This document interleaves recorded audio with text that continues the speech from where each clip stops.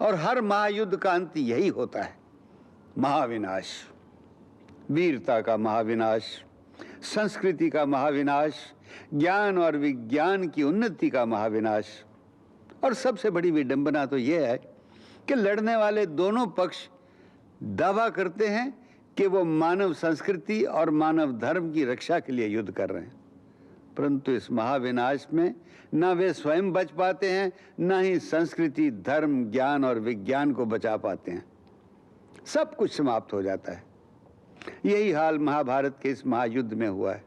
अस्त्रों और शस्त्रों के विज्ञान के कैसे कैसे परम ज्ञाता थे, जो ब्रह्मास्त्र और बीजनाशक अस्त्र जैसे महाभयंकर अस्त्रों को लेकर युद्ध करने आए थे।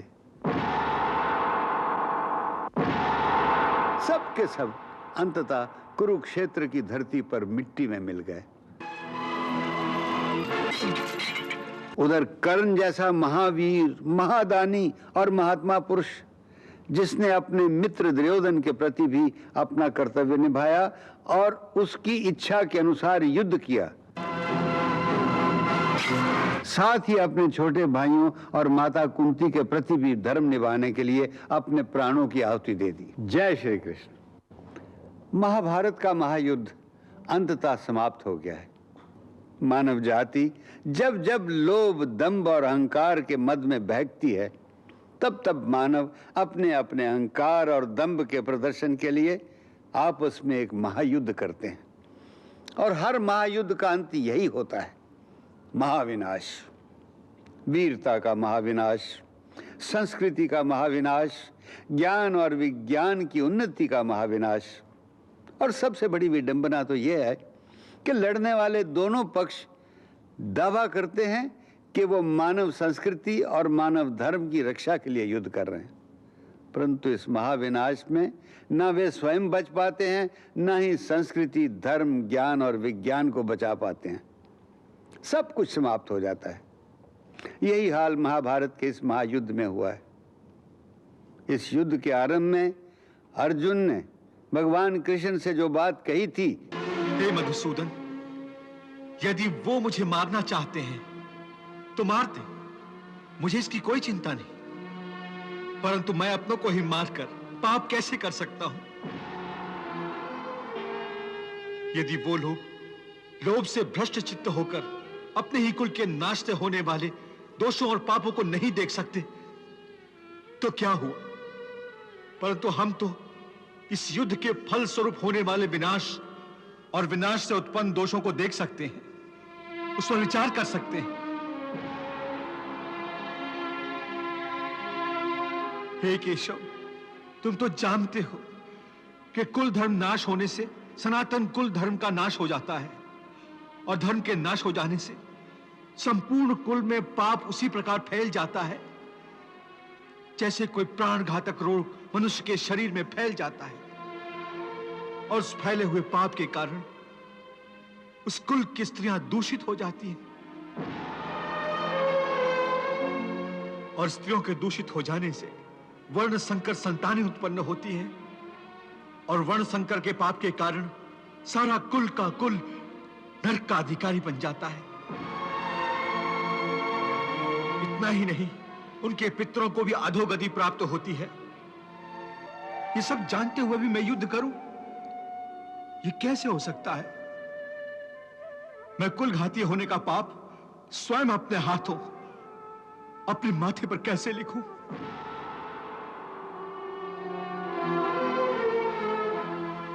इसलिए मैं युद्ध नहीं करूंगा, मैं युद्ध नहीं करूंगा। जैसा अर्जुन ने कहा था, युद्ध के अंत में मानव समाज का ठीक वही हाल हुआ। कैसे कैसे महायोद्धा थे, कैसे कैसे महावीर थे।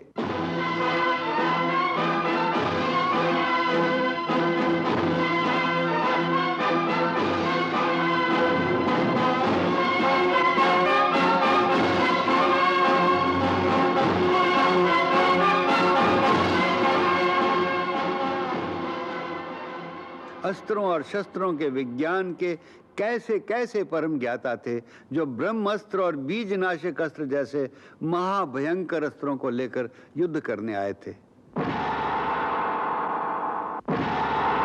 सब के सब अंततः कुरुक्षेत्र की धरती पर मिट्टी में मिल गए।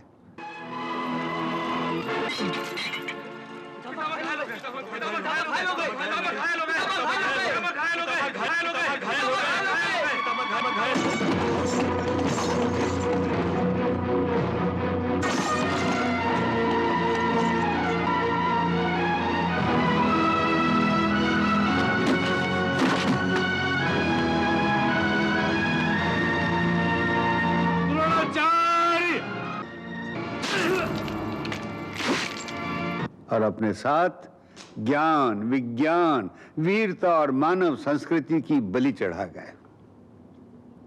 उन लोगों में कैसी कैसी महान आत्माएं थी जिनके जोड़ के मानव फिर इस युग में कभी पैदा नहीं होंगे। भीष्म पितामह, जिसके पराक्रम को देवता तक सहन नहीं कर सकते थे। भीष्म कर्तव्य परायणता और त्याग का मूर्तिमान महापुरुष, जिसने अपने पिता की खुशी के लिए अपना सर्वस्व त्याग दिया, यहां तक कि हस्तिनापुर के सिंहासन पर अपने अधिकार और अपनी संतान के अधिकारों को त्याग दिया। और इस विचार से कि कहीं उनकी संतान वचन भंग न करे, उन्होंने आजीवन ब्रह्मचर्य व्रत पालन करने की प्रतिज्ञा की। हे 10 दिशाओं, देवताओं, गंधर्वों, यक्षों, किन्नरों, मैं गंगापुत्र देवव्रत आप सबको साक्षी मानकर ये घोषणा करता हूं कि मैं हस्तिनापुर के सिंहासन पर से अपना पैतृक अधिकार छोड़ता हूं और साथ ही आजीवन विवाह न करने की प्रतिज्ञा करता हूं, ताकि न ही मेरी कोई संतान हो और न ही वो सिंहासन पर अपना अधिकार जता सके। और मैं ये घोषणा करता हूं कि मेरी छोटी माता सत्यवती और उनकी संतान का हस्तिनापुर के सिंहासन पर एक अधिकार रहेगा। मैं गंगापुत्र देवव्रत आजीवन ब्रह्मचर्य व्रत की प्रतिज्ञा करता हूं और साथ ही अपना सारा जीवन हस्तिनापुर की सुरक्षा में समर्पित करता हूं। इसी भीष्म प्रतिज्ञा के कारण उनका नाम देवव्रत से भीष्म हो गया। और उसी प्रतिज्ञा के कारण न चाहते हुए भी दुर्योधन की ओर से युद्ध करने के लिए वो विवश हुए। परंतु चूंकि धर्म का साथ देना भी आवश्यक था, इसलिए उन्होंने स्वयं पांडवों को वो तरीका बता दिया जिसके द्वारा उनका वध आसानी से किया जा सकता था। इस धरती को निष्पांडव बनाने की मेरी प्रतिज्ञा के अनुसार युद्ध भूमि पर मैं कल अवश्य हथियार उठाऊंगा, परंतु मैं किसी स्त्री के आगे हथियार नहीं उठाता। स्त्री को अपने शस्त्र के लक्ष्य पर देखकर हथियार नीचे कर लेता हूं। और यही वो समय है अर्जुन, जब तुम अपने प्रहार से, अपने बाणों से मेरा सीना छलनी कर सकते हो।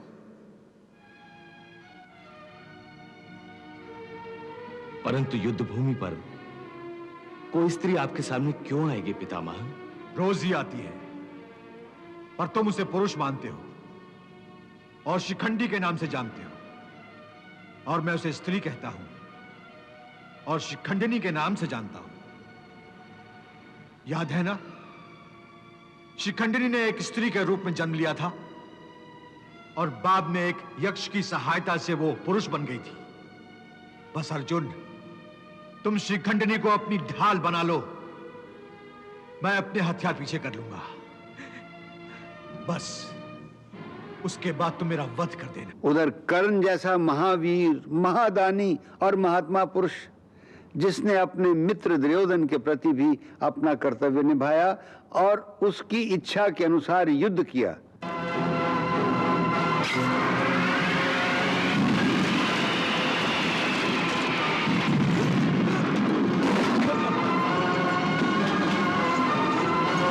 साथ ही अपने छोटे भाइयों और माता कुंती के प्रति भी धर्म निभाने के लिए अपने प्राणों की आहुति दे दी। मैं आपकी झोली में आपके 4 पुत्रों का जीवन डालता हूं। मैं आपको वचन देता हूं कि अर्जुन को छोड़कर दूसरे किसी पांडव का मैं वध नहीं करूंगा। अर्जुन को छोड़कर, इसका क्या अर्थ है? इसका अर्थ यह है, दुर्योधन को विजयी बनाना मेरा धर्म है, मेरा कर्तव्य है। उसका ऋण चुकाने के लिए यह आवश्यक है। परंतु जब तक अर्जुन जीवित है, हम पांडवों को पराजित नहीं कर सकते और अर्जुन का वध किए बिना कौरव ये युद्ध कदापि नहीं जीत सकते और कौरवों को विजय दिलाना ही मेरा धर्म है। परंतु आपने आज तक केवल अपने 5 पुत्र ही माने थे। मैं आपको वचन देता हूं कि आपके 5 ही पुत्र रहेंगे। युद्ध भूमि पर मैं मरूं या मेरे हाथों अर्जुन मारा जाए, फिर भी आपके 5 पुत्र जीवित रहेंगे।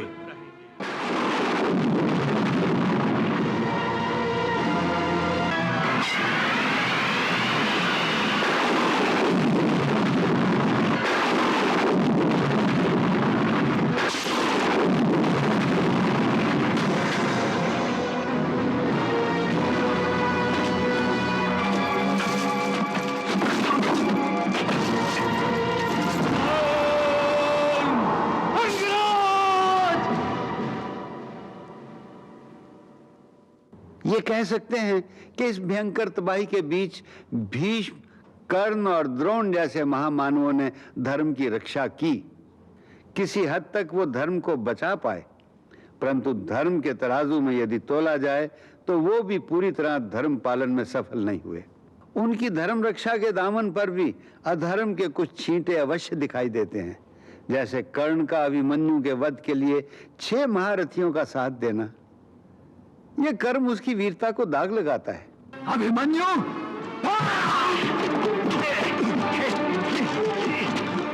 अभिमन्यु!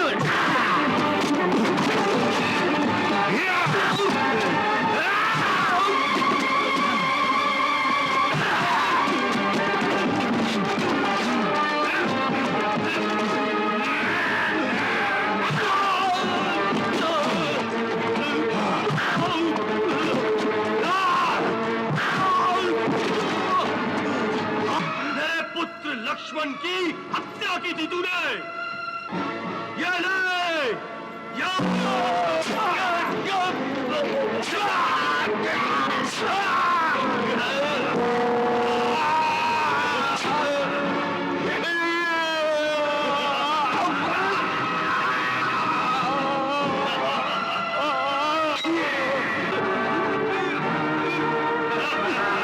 या द्रौपदी चीरहरण के समय भीष्म पितामह का चुप रहना उनकी महानता को क्षति पहुंचाता है।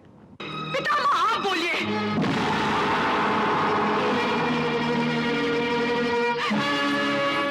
गुरुदेव आप बोलिए, बोलिए। आप सब जीवित लोग हैं या पाषाण की मूर्तियां?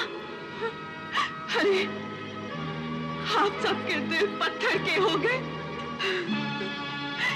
मैं पूछती हूँ, इस भरी सभा में गुरु, धर्म गुरु, ज्येष्ठ, कुल ज्येष्ठ, क्या इनमें से किसी एक के शरीर में भी जीवित आत्मा नहीं है जो इस अमानवीय अत्याचार के विरुद्ध 2 शब्द ही बोलते? धिक्कार है सभा पर, धिक्कार है, धिक्कार है सभा पर, धिक्कार है, धिक्कार है। इस युद्ध में जिन्होंने भाग लिया उन 18 अक्षौहिणी सेनानियों में से अब केवल 10 महारथी बचे थे। कौरवों के 3 योद्धा अश्वत्थामा, कृतवर्मा और कृपाचार्य तथा पांडव पक्ष में 5 भाई।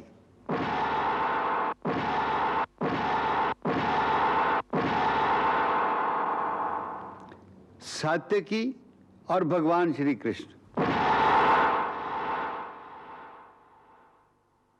इनके अतिरिक्त जो युद्ध ना करता हुआ भी सारे युद्ध में कुरुक्षेत्र में रहा वो था संजय, जिसे महर्षि व्यास ने दिव्य दृष्टि का वरदान इसलिए दिया था कि वो सारे युद्ध का आंखों देखा हाल अंधे धृतराष्ट्र को सुनाता रहे।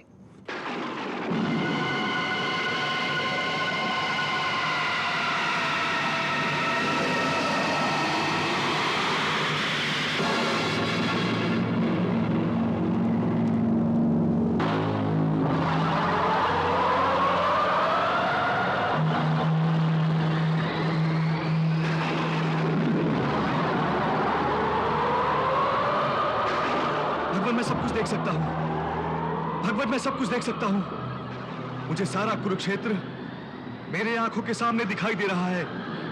मुझे ऐसा लग रहा है जैसे मैं स्वयं कुरुक्षेत्र में खड़ा हूं। परंतु सारे युद्ध का ऐसा दृष्टा केवल संजय ही नहीं था, एक और व्यक्ति भी था जिसने सारे युद्ध को अपनी आंखों से देखा था।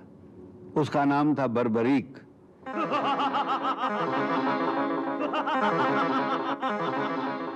बर्बरीक वास्तव में भीम के पुत्र महाबली घटोत्कच का पुत्र था। महाभारत में जितने महान चरित्र हैं, जितने महान योद्धा या महापुरुष हैं, बर्बरीक की महानता उनमें से किसी से भी कम नहीं है। वो धर्म और अध्यात्म का पूर्ण ज्ञाता था। उसके अस्त्र शस्त्र ज्ञान का तो ये आलम था कि उसके पास ऐसे ऐसे महाअस्त्र थे जो उस समय संसार में किसी और योद्धा के पास ना थे।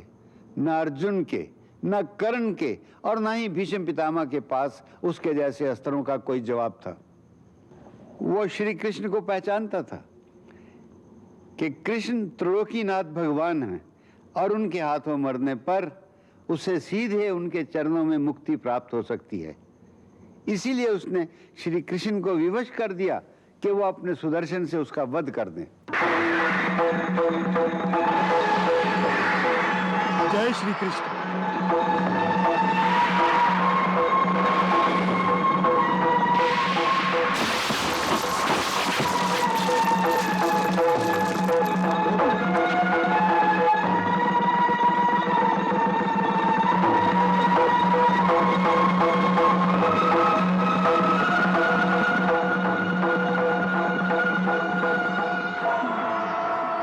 जैसे बर्बरीक का अंत करने में श्री कृष्ण का हाथ था, उसी प्रकार उसके जन्म का कारण भी भगवान श्री कृष्ण ही थे। बर्बरीक का नाना मुरा नाम का एक महापराक्रमी राक्षस था जो प्राग ज्योतिषपुर में राज्य करता था। भगवान श्री कृष्ण का जो मुरारी नाम है वो इसी कारण है कि भगवान कृष्ण ने ही अपने भक्तों की रक्षा के लिए प्राग ज्योतिषपुर में जाकर महाबली मुरा का वध किया था। तभी से कृष्ण मुरारी के नाम से भी प्रसिद्ध हो गए। बर्बरीक का नाना मुरा नाम का एक महापराक्रमी राक्षस था जो प्राग ज्योतिषपुर में राज्य करता था। भगवान श्री कृष्ण का जो मुरारी नाम है वो इसी कारण है कि भगवान कृष्ण ने ही अपने भक्तों की रक्षा के लिए प्राग ज्योतिषपुर में जाकर महाबली मुरा का वध किया था। तभी से कृष्ण मुरारी के नाम से भी प्रसिद्ध हो गए। प्रभु, धर्म पर विकट संकट आन पड़ा है। धर्म को बचाइए प्रभु, धर्म की रक्षा कीजिए प्रभु, धर्म की रक्षा कीजिए। दैत्यराज मुरा की कन्या कामकंटका देवी कामाख्या की परम भक्त है। कामकंटका ने देवी कामाख्या से अपने पिता मुरा की सुरक्षा के लिए वरदान प्राप्त कर लिया है। ओ, तो देवी कामाख्या की इसी आशीर्वाद के कवच में छुपकर वो कायर इतना इतरा रहा है। कन्हैया, इस धर्म विरोधी का हमें कोई न कोई प्रबंध जल्द ही करना होगा। कृष्ण दूत द्वारा अपनी शरण में आने का संदेश भेजा था, परंतु मैंने उल्टा उत्तर दे दिया। यदि शरण में ही आना है तो वो स्वयं मेरी शरण में आ जाए। परंतु द्वारकाधीश आपकी शरण में नहीं आएंगे पिताश्री। नहीं आएंगे तो पछताएंगे। मैं संपूर्ण द्वारका नगरी को शमशान भूमि में बदलकर कृष्ण और उसके भ्राता बलराम की चिताएं वहीं जला दूंगा। महाभारत में जितने महान चरित्र हैं, जितने महान योद्धा या महापुरुष हैं, बर्बरीक की महानता उनमें से किसी से भी कम नहीं है। वो धर्म और अध्यात्म का पूर्ण ज्ञाता था। उसके अस्त्र शस्त्र ज्ञान का तो ये आलम था कि उसके पास ऐसे ऐसे महाअस्त्र थे जो उस समय संसार में किसी और योद्धा के पास ना थे। न अर्जुन के, न कर्ण के और न ही भीष्म पितामह के पास उसके जैसे अस्त्रों का कोई जवाब था। वो श्री कृष्ण को पहचानता था कि कृष्ण त्रिलोकीनाथ भगवान हैं और उनके हाथों मरने पर उसे सीधे उनके चरणों में मुक्ति प्राप्त हो सकती है। इसीलिए उसने श्री कृष्ण को विवश कर दिया कि वो अपने सुदर्शन से उसका वध कर दें। जैसे बर्बरीक का अंत करने में श्री कृष्ण का हाथ था, उसी प्रकार उसके जन्म का कारण भी भगवान श्री कृष्ण ही थे। बर्बरीक का नाना मुरा नाम का एक महापराक्रमी राक्षस था जो प्राग ज्योतिषपुर में राज्य करता था। भगवान श्री कृष्ण का जो मुरारी नाम है वो इसी कारण है कि भगवान कृष्ण ने ही अपने भक्तों की रक्षा के लिए प्राग ज्योतिषपुर में जाकर महाबली मुरा का वध किया था। तभी से कृष्ण मुरारी के नाम से भी प्रसिद्ध हो गए। एक बार मुरा ने देवताओं पर आक्रमण कर दिया।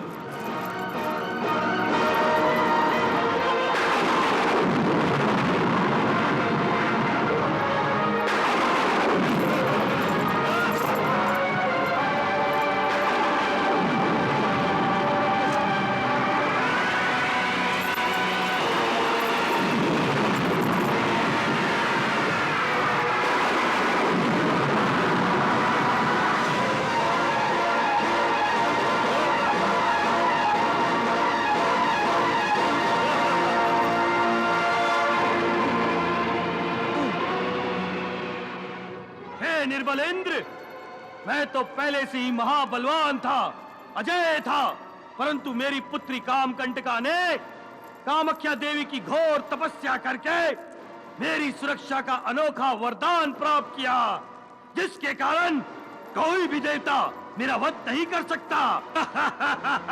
तुम्हारा वज्र तो क्या, स्वयं यमराज का अस्त्र भी मुझे नहीं मार सकता।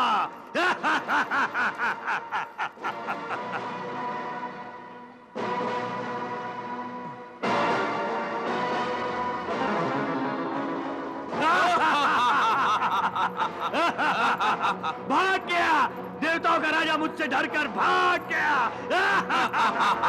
स्वर्गलोक का सिंहासन अब मेरा है, मैंने स्वर्गलोक जीत लिया है।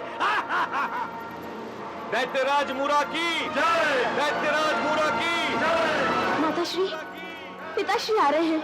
हाँ, पिताश्री आ रहे हैं। दैत्यराज मुरा की। महारानी पुत्री कामकंटका, मैं स्वर्गलोक का राजा बन गया हूं। और मैंने अपनी सेना को आदेश दे दिया है कि वो समस्त लोकों से देवताओं का अस्तित्व मिटा दे।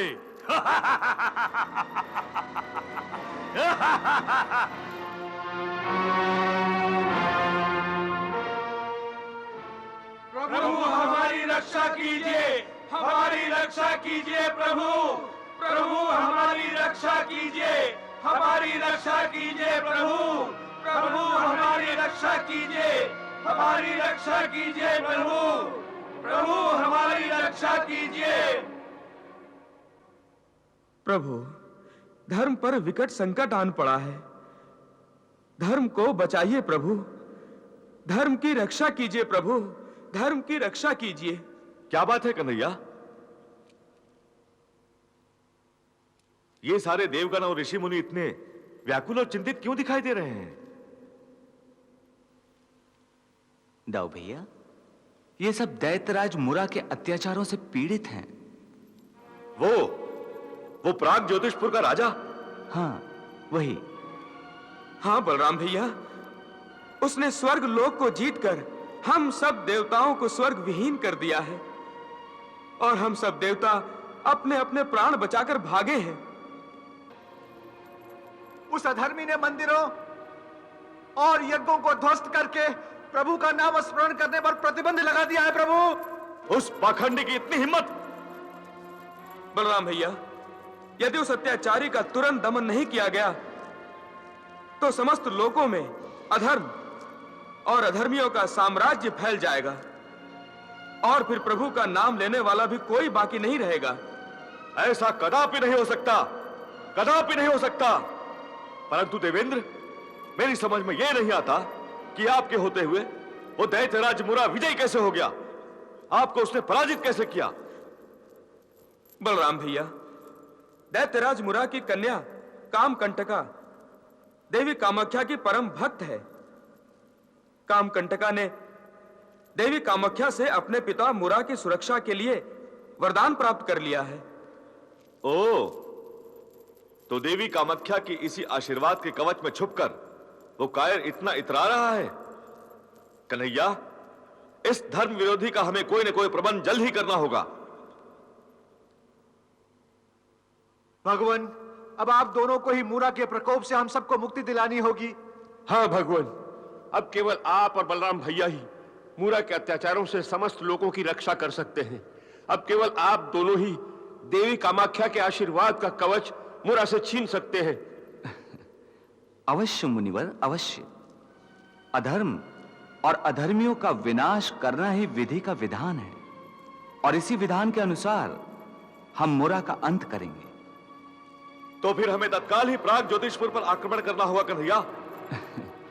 नहीं दाऊ भैया, आक्रमण करने से पहले हमें धर्म के अनुसार दैत्यराज मूरा को अपनी भूल सुधार करने का एक अवसर देना चाहिए। हो सकता है वो बदल जाए। ऐसे अधर्मी और अत्याचारी कभी नहीं बदलते कन्हैया, बल्कि यदि उसे अवसर दिया भी गया तो अवश्य ही वो इस अवसर का भी दुरुपयोग करके उन पर अत्याचार और बढ़ाएगा, अधर्म और बढ़ाएगा। प्रभु, दाऊ भैया उचित कह रहे हैं।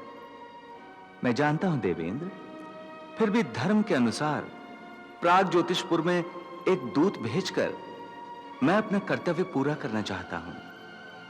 यदि फिर भी दैत्यराज मूरा हमारी शरण में नहीं आया तो उसे हमसे युद्ध करना होगा।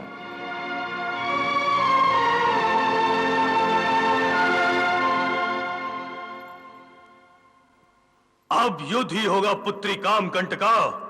मैंने ग्वाले कृष्ण की चुनौती स्वीकार कर ली है।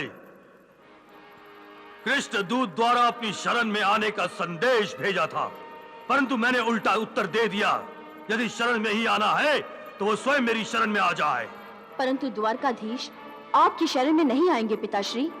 नहीं आएंगे तो पछताएंगे। मैं संपूर्ण द्वारका नगरी को शमशान भूमि में बदलकर कृष्ण और उसके भ्राता बलराम की चिताएं वहीं जला दूंगा।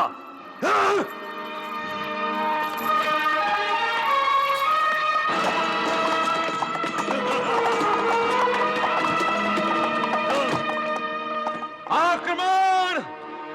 आक्रमण!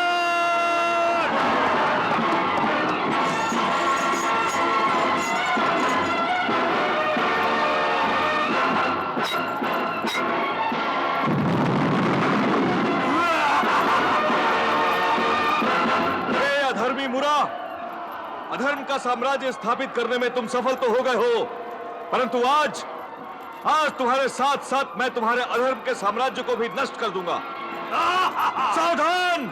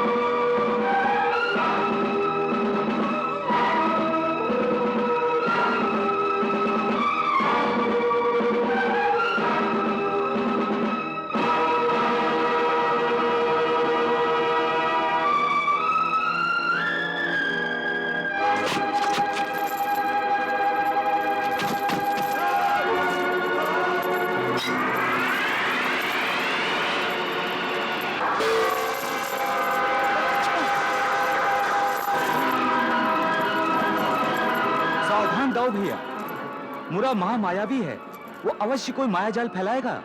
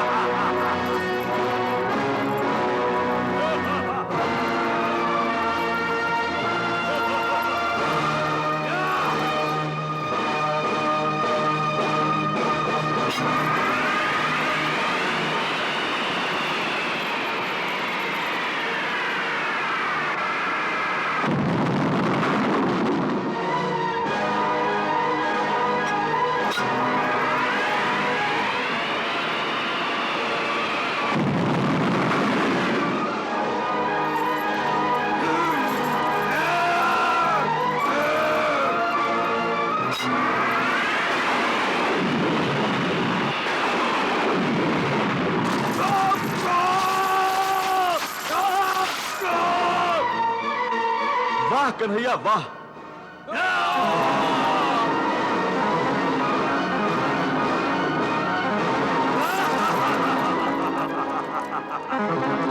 हे गोरे कृष्ण, मुझे कोई नहीं मार सकता, मुझे कोई नहीं मार सकता, कदापि नहीं मार सकता।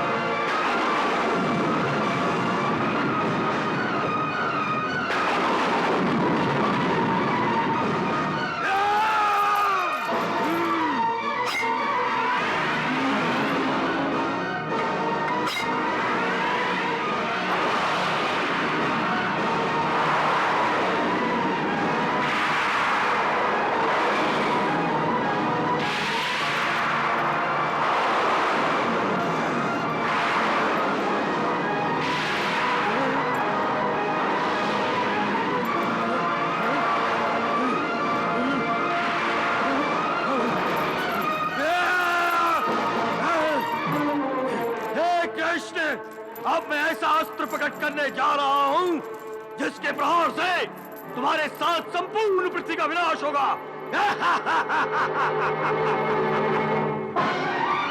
मैं तुम सबका वध कर सकता हूं, परंतु तुम मेरा वध नहीं कर सकते, कदापि नहीं कर सकते। हे मूर्ख, ये तुम केवल इसलिए कह रहे हो क्योंकि कामाख्या देवी के आशीर्वाद का कवच तुम्हारी सुरक्षा कर रहा है, परंतु देवी देवताओं के आशीर्वाद के दुरुपयोग से जब पाप और अधर्म पनपने लगते हैं तो ये आशीर्वाद क्षीण होने लगते हैं। जब किसी के पाप का घड़ा भर जाता है तब किसी के भी आशीर्वाद का कवच उसकी सुरक्षा नहीं कर सकता।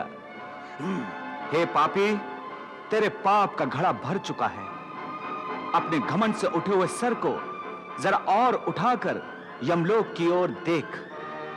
यमलोक के सारे द्वार तेरे लिए खुले हुए हैं। नहीं, मृत्यु से मुझे डरा रहे हो ग्वाले। हे मूर्ख, तेरी मृत्यु मेरे हाथों होने वाली है। हाँ। अरे स्वयं यमराज भी मुझे नहीं मार सके तो फिर तुम तो एक साधारण मनुष्य हो, तुम मुझे क्या मारोगे?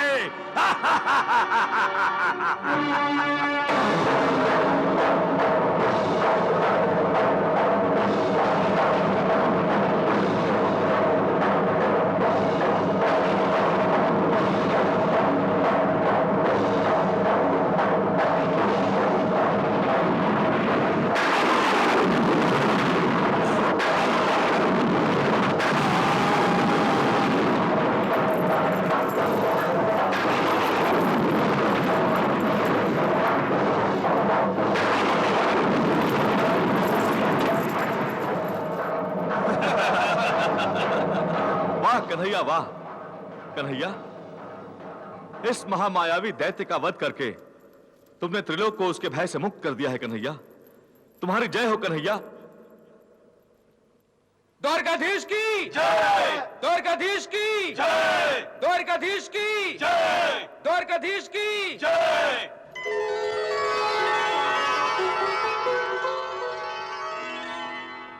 प्रणाम वासुदेव। हे प्रभु, आज आपने एक दिव्य अलौकिक कार्य संपन्न किया है। आपने दैत्यराज मूरा का वध किया है। आप मूरा के अरी हैं, शत्रु हैं, इसलिए आज से आपको समस्त लोग मुरारे के नाम से संबोधित करेंगे।